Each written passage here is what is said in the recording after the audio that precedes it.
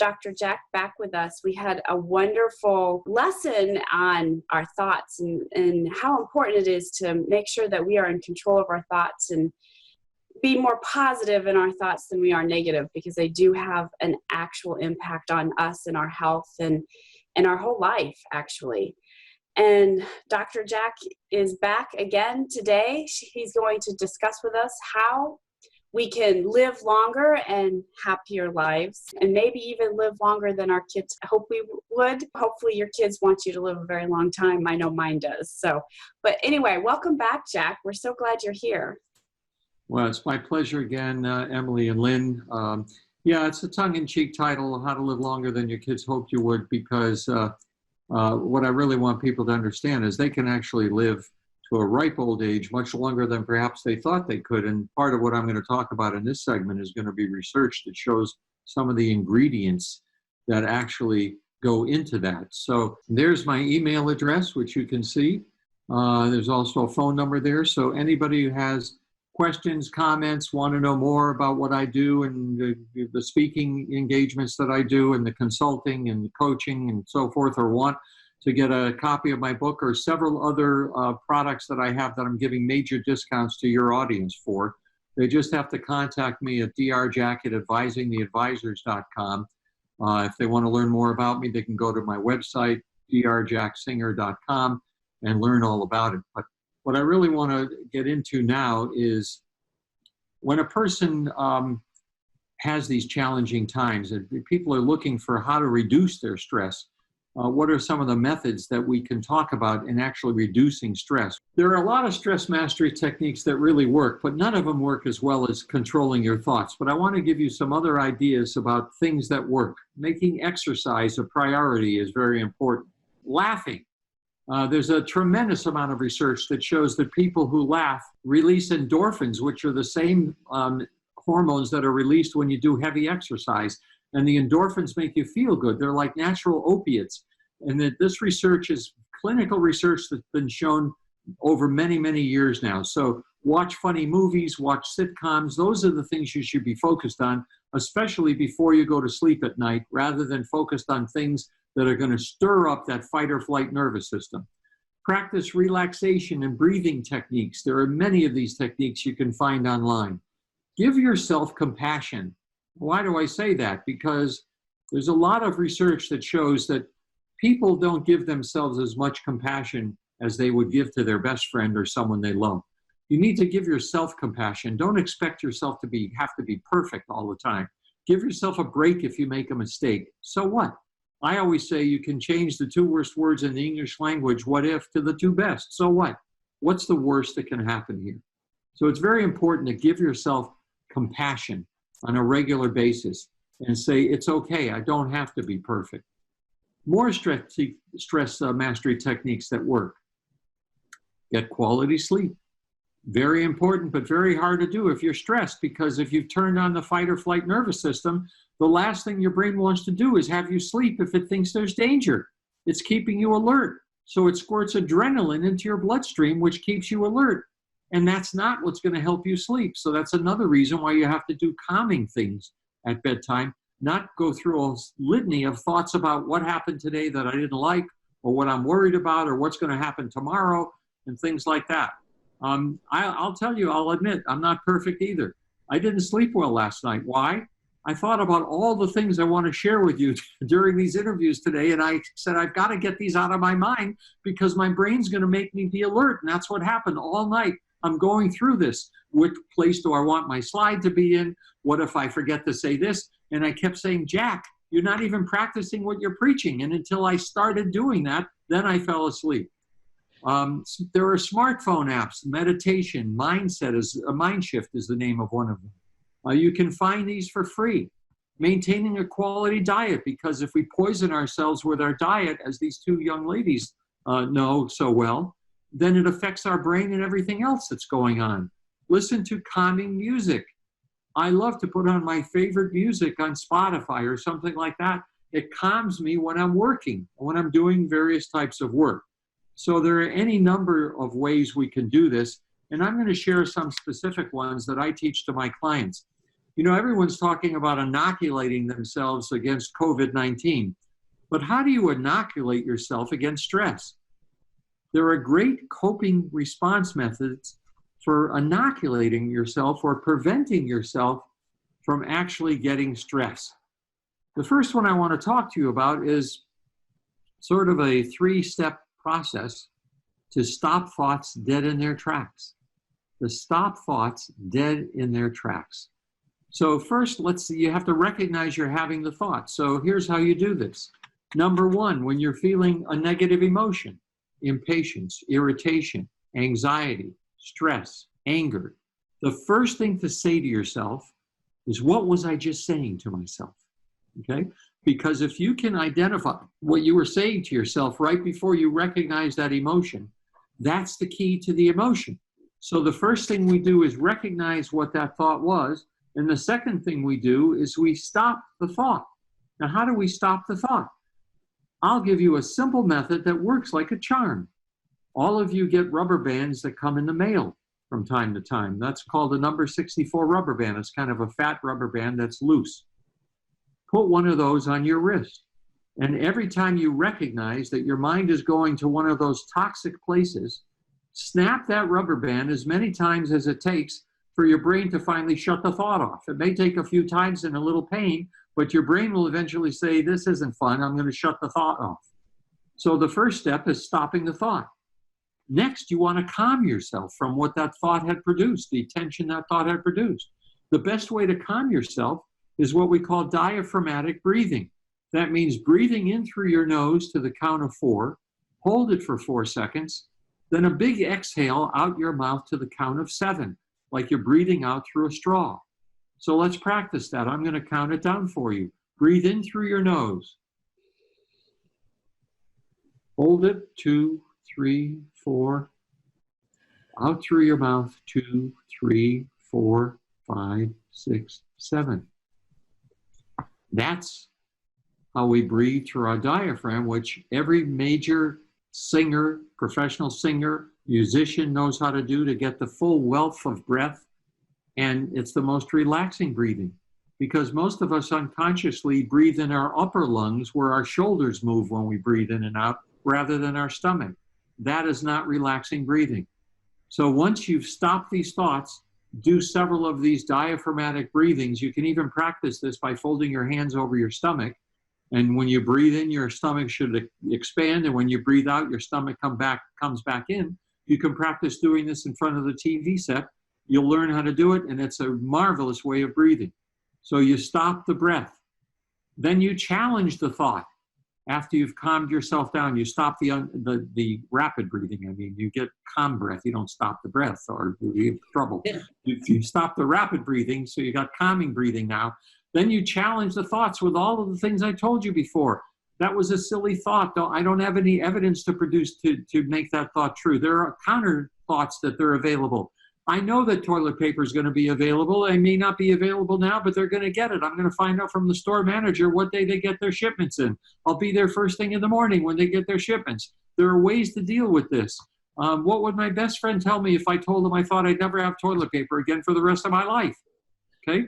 Should I go out and gather leaves? Is that the answer here? Okay, so challenge the thoughts and then replace them. The last step is to replace them with healthy affirmational dialogues, such as, if your thought was in the beginning, what if I can't ever use my office again for months? You can change that to, I will remain focused on my skill at helping my valued clients and colleagues. And whether I do that from home or office doesn't matter. I'm just going to keep practicing those skills. Eventually the office will open and I'll be fine. Or if your thought was, what if my kids can't go back to school soon? I'm going crazy with my kids at home. Change that to, my children will learn that they can learn through online learning, which could really help them down the road, both in high school and in college. And they can thrive doing that. So there's a benefit for this. And I know that this is not going on forever. The kids will be back in school soon enough. Or if the thought was, how and when will I be able to hire people for my job? I had to fire everybody for my company. I have to fire everybody. Change it to, I've always succeeded in making these decisions in the past when I've had to hire new people. I'll think about it carefully, work through it with my colleagues, and I'll be able to bring the right kind of talent into my organization again, and things will be running smoothly. So this thought-stopping technique is one example of what you can do. There are many calming techniques that we've already talked about, including learning hypnosis. And on my website, I have self-hypnotic techniques that I will give a major discount to. One is called Developing the Mindset of a Champion. Another one is called How to Live Calmly for the Rest of Your Life. So I will give major discounts to these kinds of things for people who want that. So you can really learn hypnosis very easily and very comfortably. These are some of the things you do, some of the common things that you can do to make a real change and get rid of the negative, toxic habits that you develop. And when you do this, this is what happens. Healthy self-talk leads to these attitudes. I feel in control. I feel more esteem than I felt before. I feel more self-confident. I feel hopeful. I'm optimistic about the future. That's something we're going to talk about in more detail in a bit. So healthy self-talk leads to that. And when you get unstuck and change your toxic self-talk to healthy, self-confident, success-producing self-talk, there are things like this. Because of the pandemic, there are opportunities to discuss other things that I didn't think about before. For example, in my own business, much of what I was doing was traveling around the country and speaking at conferences. Now, because of the pandemic, I learned that I can do these webinars. I don't have to travel anywhere, and I can get the same point across to hundreds of people at a time. Or I can be successful by practicing healthy self-talk. I tell myself that all the time. Or I am in charge of my mindset and I can change it. I'm not a prisoner of my past, and I'm not a prisoner of my DNA. As Lynn told you before, she recognized she doesn't have to be stuck with all of these type A personality traits. Or I choose to remove myself from negative influences. So we know all of these things that we can do. And I want to share something with you before I ask you, ladies, if you have questions. In dealing with other people, a lot of times you say we have problems dealing with other people. There are a couple of quotes that I keep in mind all the time. And here they are. People will forget what you said, they'll forget what you did, but they'll never forget how you made them feel.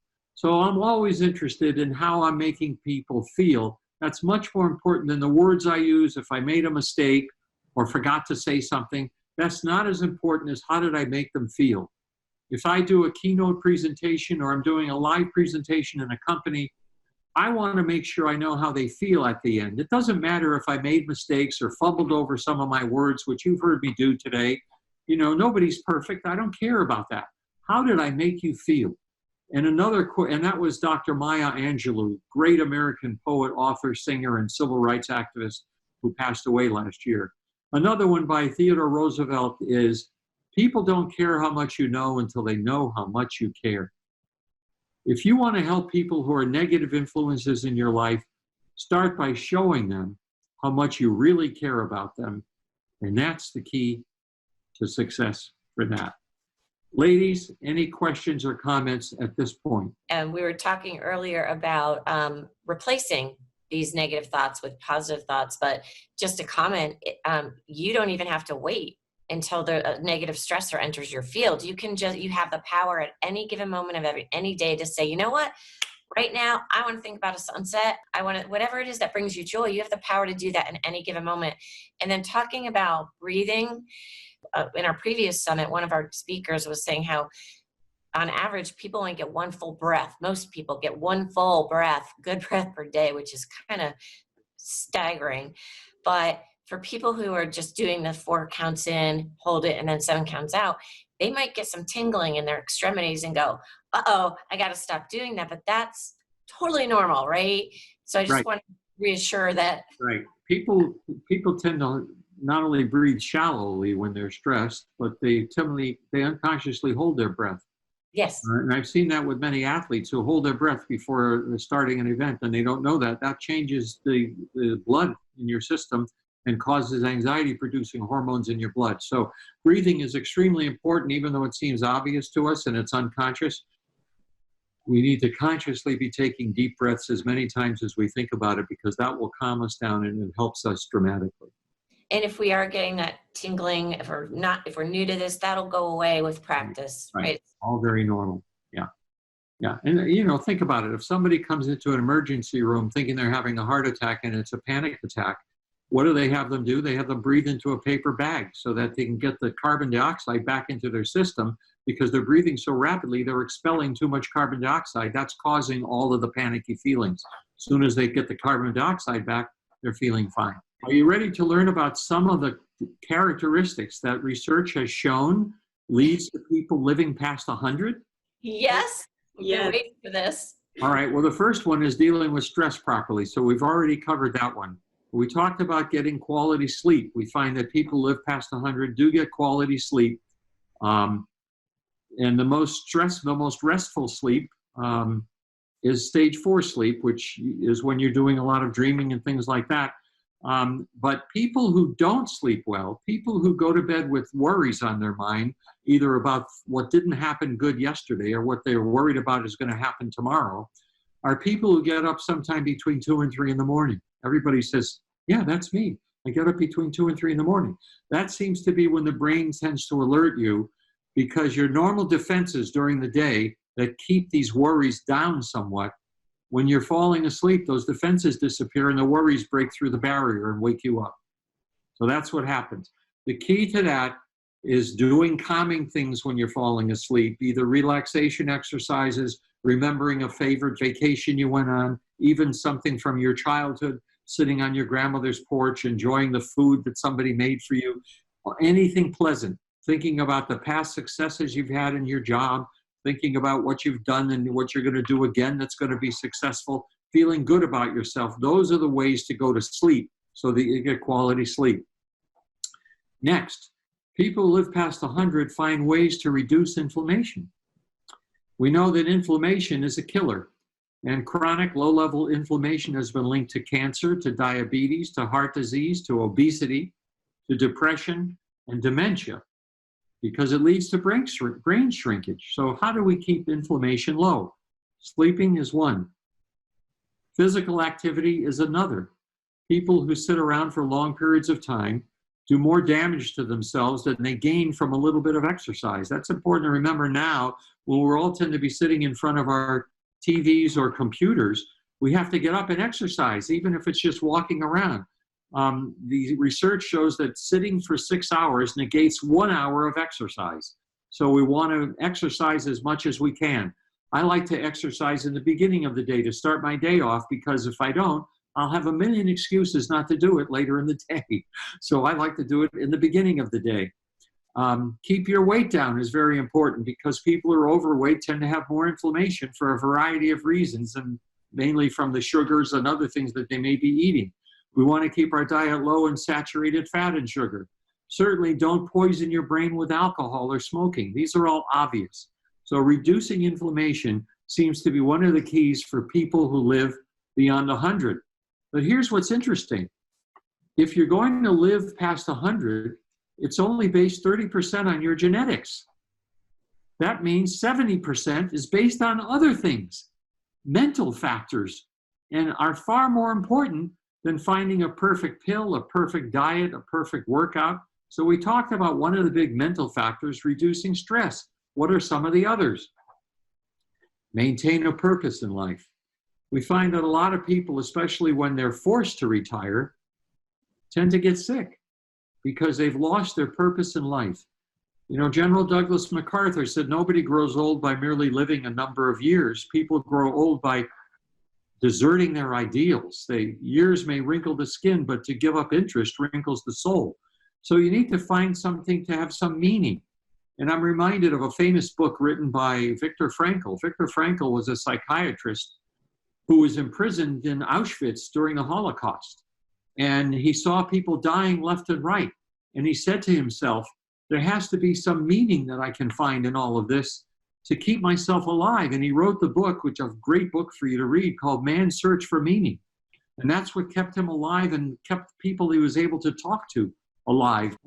Bernie Siegel, another famous doctor who I co-wrote a book with once, who wrote a book on miracles, the miracle patients because of how they thought positively and would not accept diagnoses from doctors and maintain hope. He talks about all of these things in Mind and Miracles, one of his books. He says happiness is a byproduct of having a mission in life, of having goals, of pursuing them, and that's the path to happiness. So even after you retire, do things like volunteer, find some meaning that can really be helpful. Another book I like to refer people to is a book by a woman named Ruth Fischel. She wrote a book called Change Almost Anything in 21 Days. Her research shows that in 3 weeks or less, if you constantly keep using certain affirmations, and she gives you tons of these for all kinds of circumstances, it will change things. You can be a lifelong learner. You can take adult ed courses. You can use computers as a resource for learning. You can do something that I know that Lynn does. She takes dogs in. She fosters dogs. That gives meaning to her life. She can do that for the rest of her life and think about the meaning it's doing for animals and so forth. Perform random acts of kindness. What do I mean by that? Let's say you're in the line now at a supermarket, which people hopefully aren't in lines too much at supermarkets, but let's say you are, and behind you is a mother with an infant that is acting up. Let the mother go in front of you. Let somebody with few items go in front of you. I've heard of people doing really interesting and fun things in random acts of kindness. They're at a toll booth at a freeway, and they tell the toll keeper, I'm also paying for the car behind me. So they pay for the car behind them, and then they drive off and slowly look in the rearview mirror as the person behind them says, what, who's that, what? You know, it's just fun to do. I've gone into restaurants and I've seen people sitting there with a family, and I say to myself, wouldn't it be nice if they had a surprise today? So I tell the waiter or waitress, put their bill on my check and don't tell them who did it. And I like to watch their reaction. There are all kinds of random acts of kindness that you can perform. Strong social connections.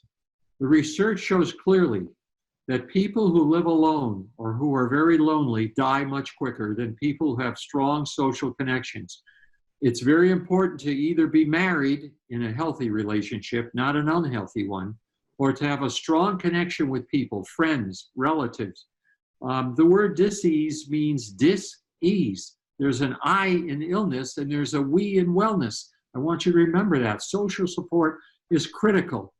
The most biologically toxic aspect of loneliness is that it can make you feel chronically stressed, which again wears on the immune system. So just yesterday, I was working with a client whose wife passed 2 days ago. This has been a long struggle with cancer with his wife.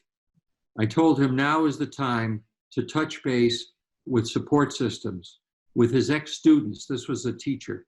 With your ex-students who loved you and continue to love you, with your other family members, to me, to other people. Do not be alone now. It's critically important for your longevity, which is what your wife would want, for you to maintain these social connections.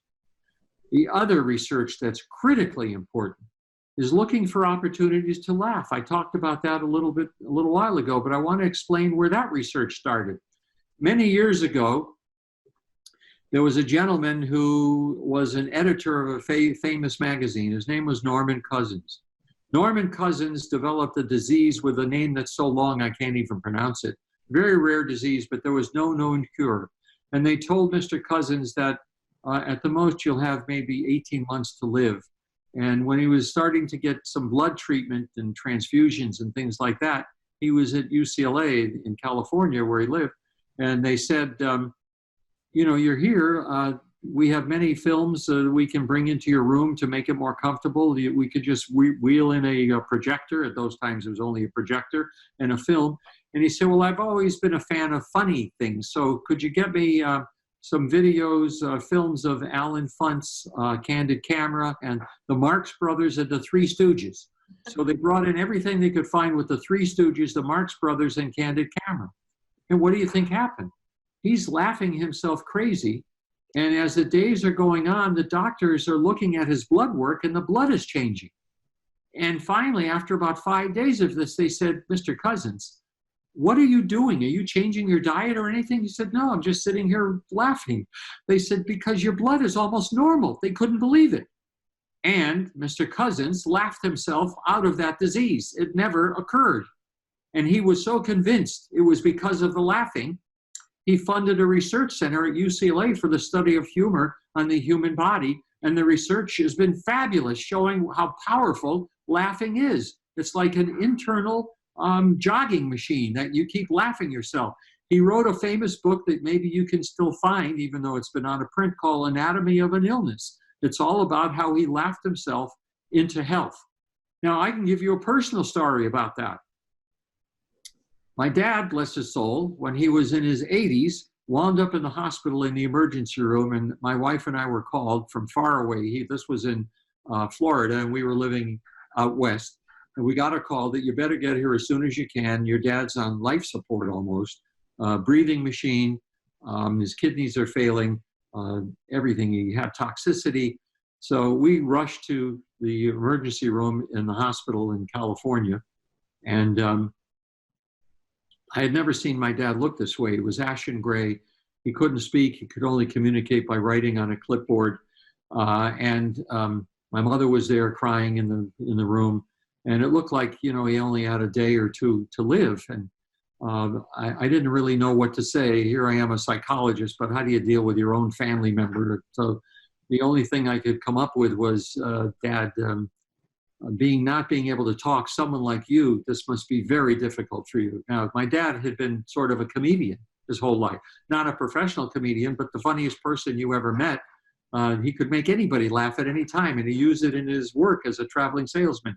So for him not to be able to talk, I said, that must be very difficult. And he nodded his head, and he motioned for the clipboard. I gave him the clipboard, and he wrote down, "You're right, Jack, it's been awful." And then he wrote down, he pointed to the tube going into his throat, and he said, "It took them 7 times to insert this."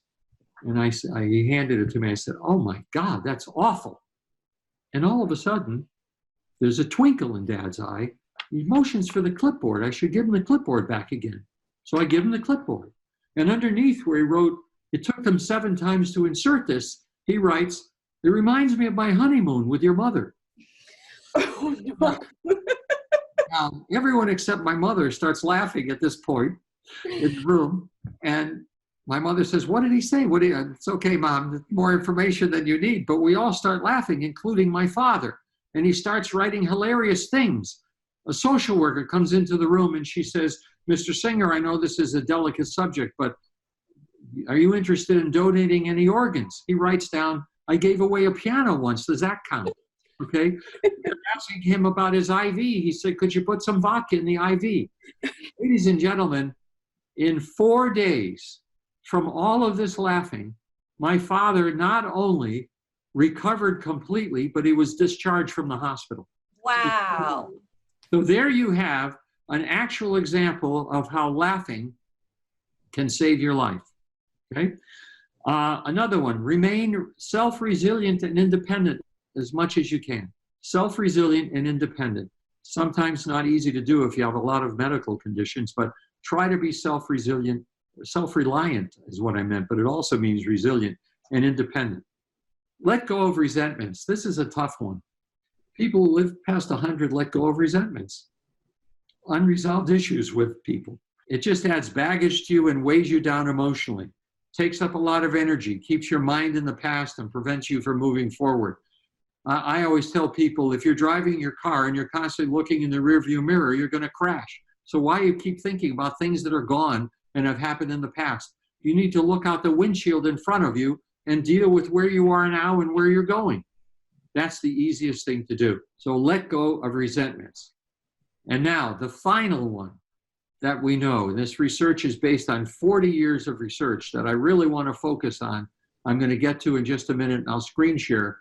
But while I'm getting into the screen sharing, why don't I see if you ladies have any questions or comments? Those were just beautiful examples of people taking negative, potentially stressful, disappointing events or circumstances and creating something incredibly unexpected by anybody else's probably point of view, and really just shifting him into a beautiful experience and a healing experience. I loved all of those. And it's really important to be sharing this type of information right now in this time that we're all going through, because this is really challenging for a lot of people. Yeah, I was just going to say that all of those stories of the people who overcame, their situation, I expect that whether they did it consciously or unconsciously, they chose not to focus on the negative situation and instead found humor or, focus on something else that made a difference for them, and were then therefore changing, or controlling their thoughts and where they chose to put their attention. And that's important. We can't always change the situation, but we can change where we put our focus. Yeah. That's absolutely true.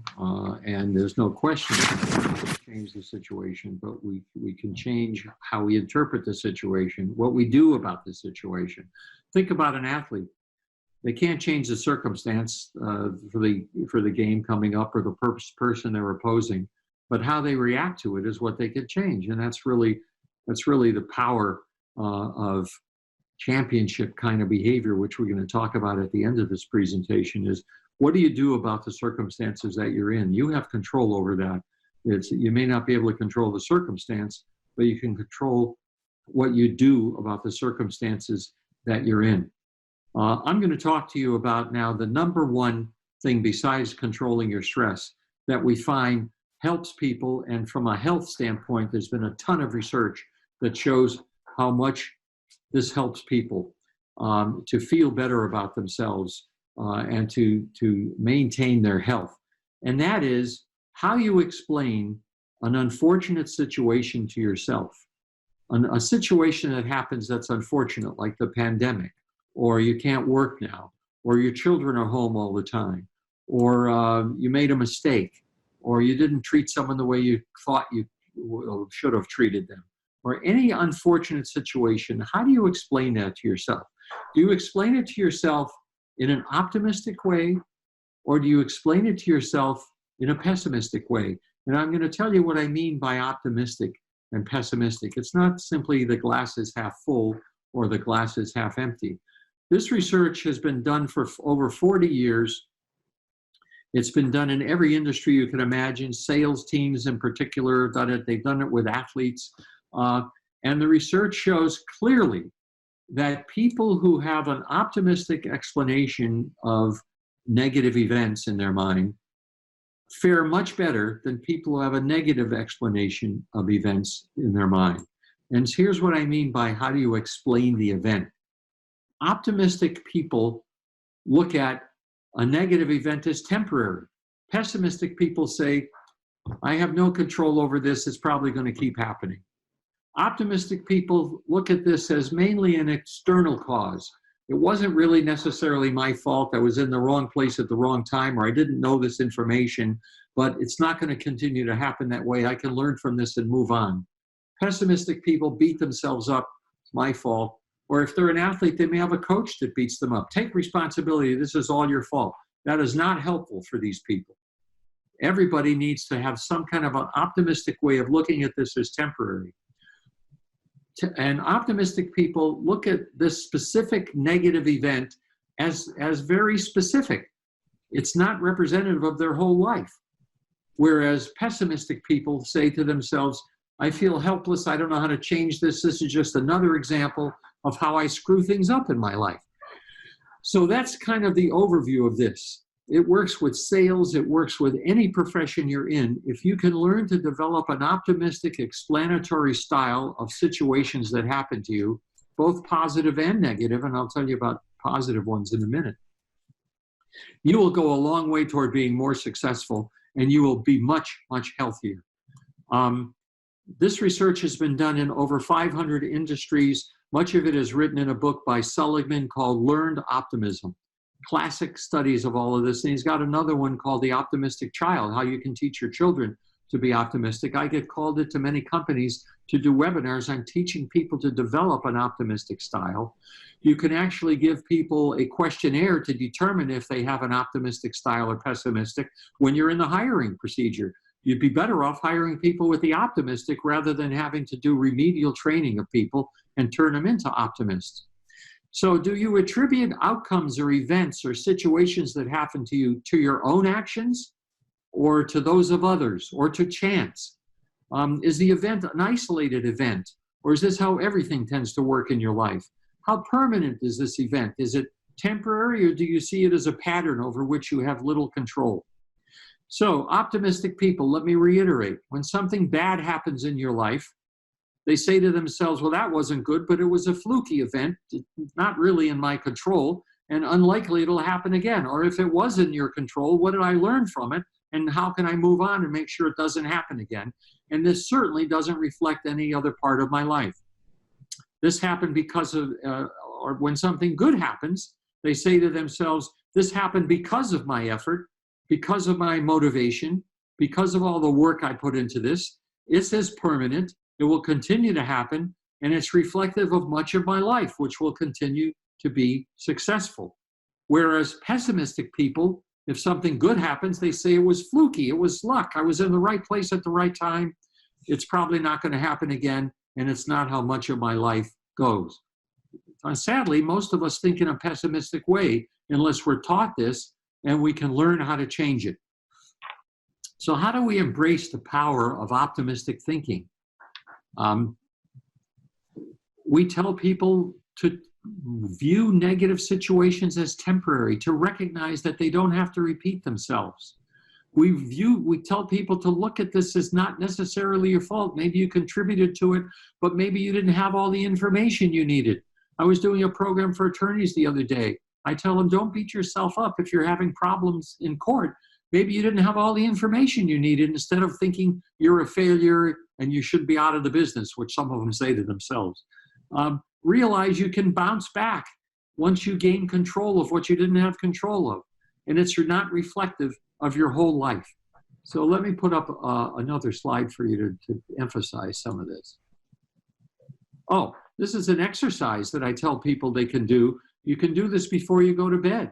And this will help you to develop an optimistic thinking style, to think positively and optimistically instead of negatively and so forth. Have a pad next to your bed. And when you go to bed, before you allow yourself to go to sleep, write down on this pad what went well today. Because of many of us, and I talked about athletes here in this slide, so it applies to anybody, not just athletes, focus on negative events leading to toxic thoughts, especially when we're trying to fall asleep. We need to change our focus to positive, nutritious thoughts. Every night before you go to sleep, write 3 things down in this journal that went well today. And next to each positive event or situation that you wrote down, answer this critically important question. Why did this happen? Be sure to give yourself credit as much as possible. For example, don't write because I was lucky. So I want you concentrating every night before you go to bed on things that you actually contributed to that made things go well for you. Another great exercise at night is, what am I grateful for? Most people think of the things they're upset about. They don't think about, I'm grateful for the health of my children. Somebody told me they had a baby. I'm grateful for that. They don't focus on what they're grateful for. They focus on what they're upset about. You need to focus on what you're grateful for. So optimism, critically important. Healthy, nutritious, optimistic thinking. I'm capable of adapting to any kind of forced change during this time, this pandemic. Are there any silver linings? Has this given me more valuable time with my children and my family? Are my children learning how to thrive with online learning? This is a skill that they'll be able to use in the future when they can't be in class, like if they're involved in sports or acting or any other activity. What happens to me in the future depends on me. I can make good things happen. I can do just about anything that I put my mind to. I still expect much from life. And what does the research show that positive, optimistic thinking does on the human body? There's a ton of this research. It shows that optimistic thinking and explanations strongly related to protection from cardiovascular disease. It speeds the recovery from cardiovascular attacks and setbacks. It increases our immune functioning. Optimistic thinkers are more resilient to adversity. They have lower cortisol levels, the stress hormone, lower inflammation, less pain, less risk of a stroke.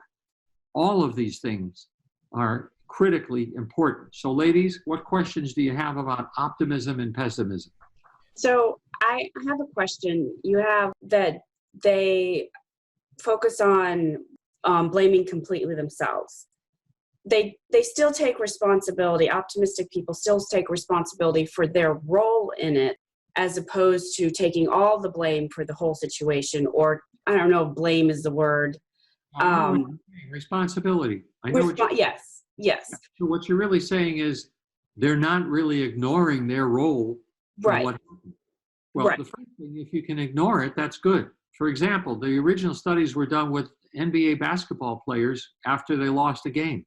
If they blamed it on the coach, that was healthier than if they blamed it on themselves, because the coach is going to be different next time.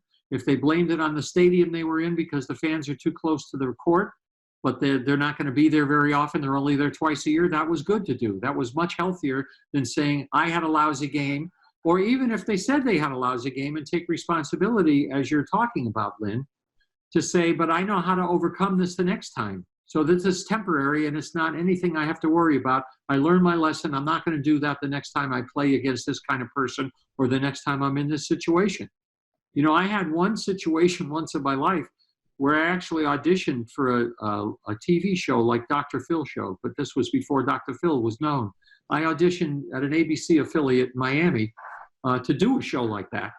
And I had no control over myself during that audition. All I did was beat myself up with where camera am I supposed to face? They're not telling me what I'm supposed to say. What if I screw this up? And I was a basket case auditioning where everyone could see how tense I was. And obviously I blew the audition.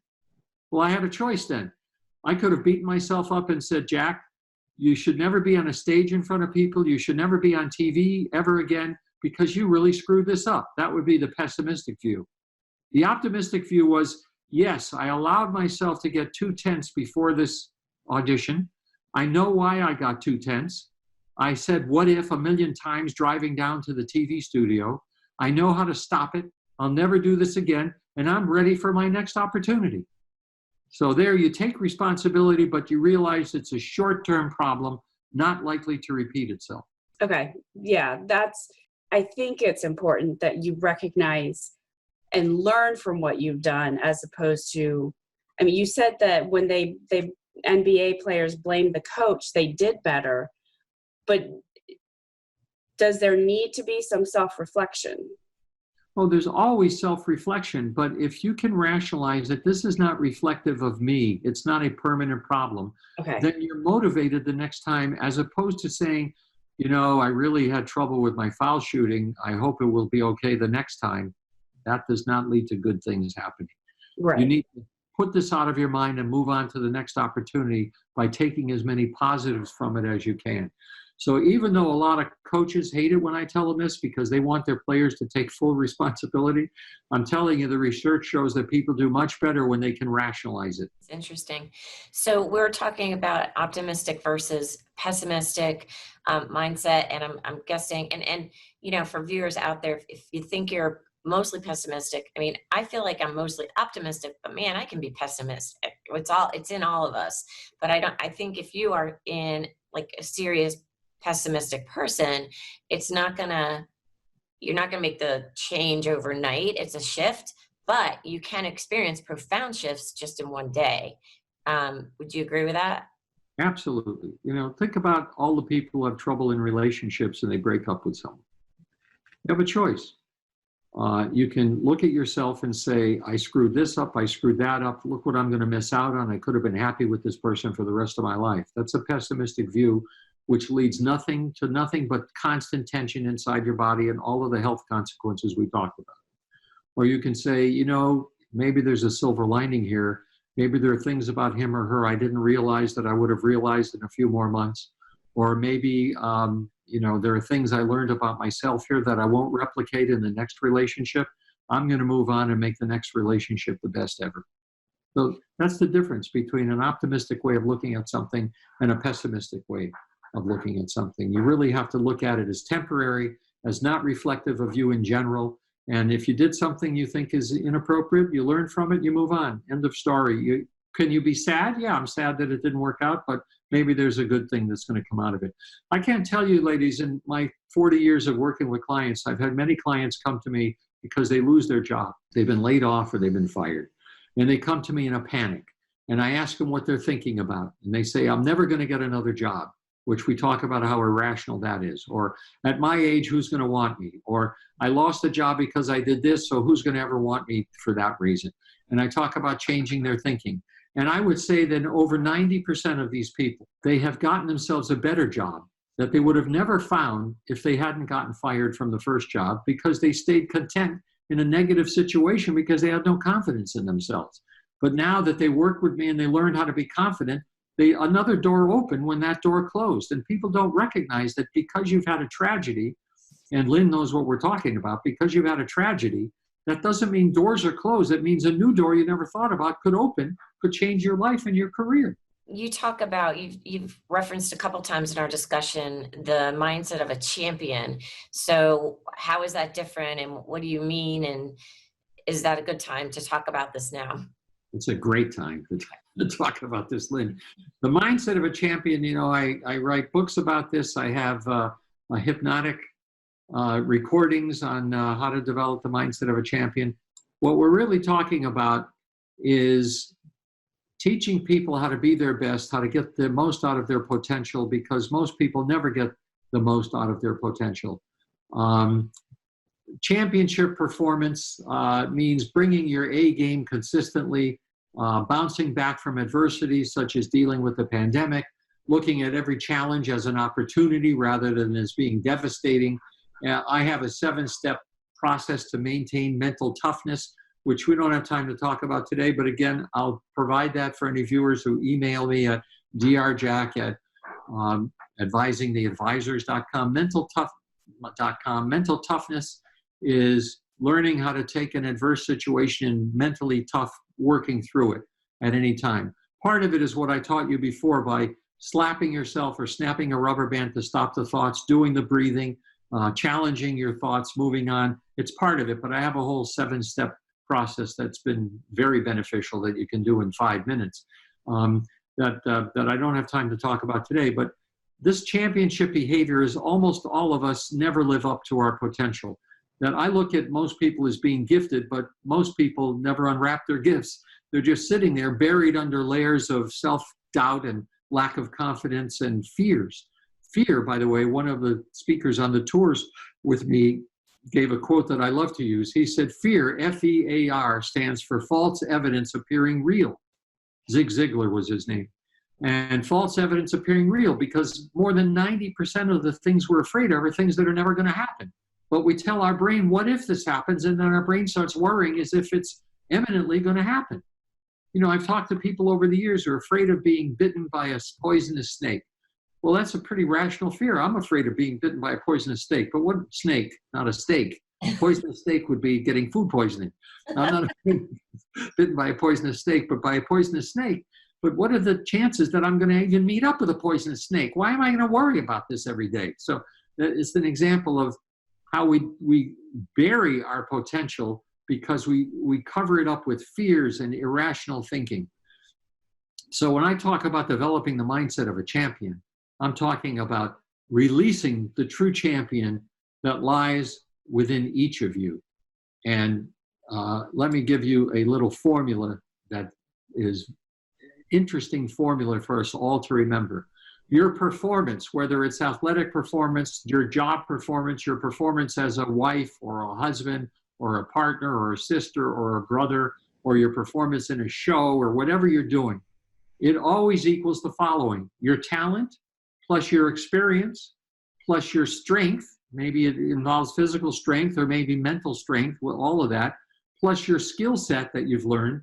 All of those things determine your performance, minus, this is the big minus, distractions. And the biggest distractions are toxic, negative thoughts and the emotions that follow. If you can keep that minus close to 0, your talent will reflect in your performance. But the more the distractions, the less your performance will reflect your talent. Example, I work with Olympic gold medal winners. The difference between first place in the Olympics and 4th place for the Olympics could be 100th of a second. The difference is not related to talent or experience or strength or skills. The difference is related to distractions. The person who finishes fourth allowed a negative thought to creep in before the event took place. It's as simple as that. I worked with a client who came to me for a very specific reason. And on the second day, she said, hey, by the way, can you help me with my tennis game? Because I haven't won a tiebreaker in 5 months. And she was usually always winning.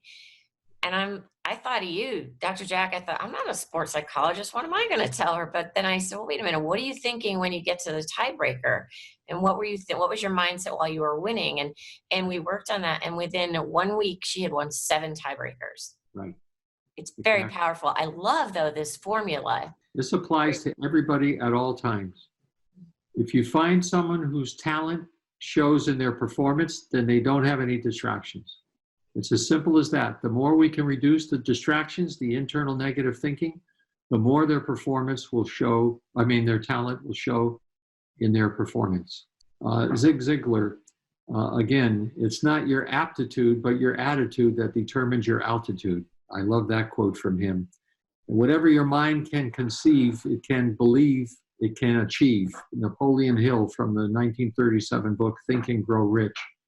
And good is the enemy of great.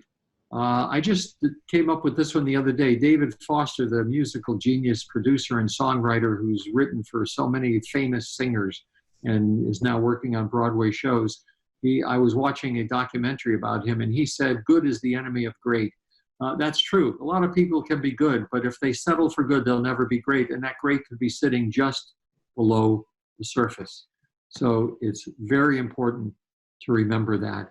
We always need to remember those things. I want to conclude by, again, I'll show you my name and everything, so I'll leave that up there while you see this, but I want to conclude with a poem that I love very much. It's a poem by a woman named Portia Nelson. And the point of all this poem is to show you that the habits we have can be changed. If we stick with our old habits, the negative things that have been happening to us, including our health, will continue. But we can change. We can be observant to those habits, learn about them, and change them. So this is called Autobiography in 5 short chapters. Chapter 1, I walk down the street. There's a deep hole in the sidewalk. I fall in. I'm lost. I'm helpless. It isn't my fault. It takes me forever to find my way out. Chapter 2, I walk down the same street. There's a deep hole in the sidewalk. I pretend I don't see it. I can't believe I'm in the same place, but it isn't my fault. It still takes me a long time to get out. Chapter 3, I walk down the same street. There's a deep hole in the sidewalk. I notice it.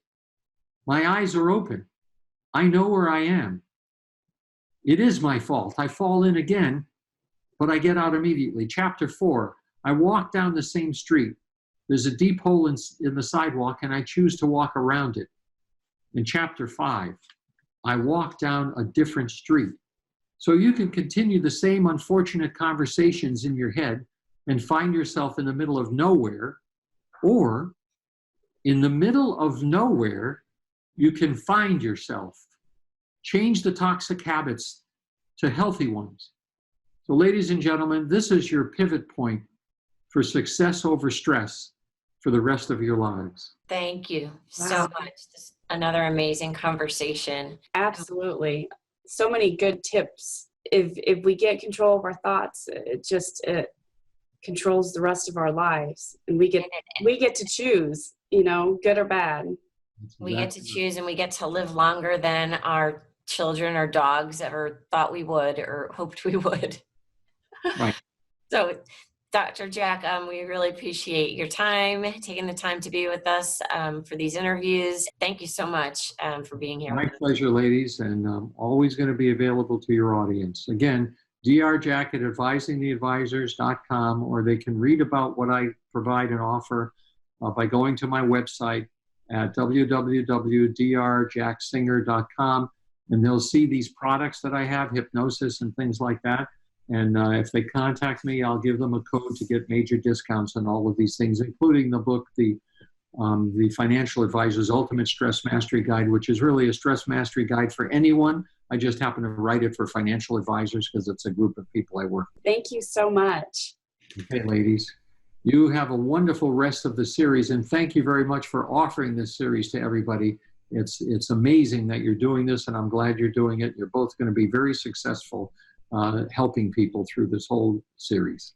It's a pleasure. Thank you.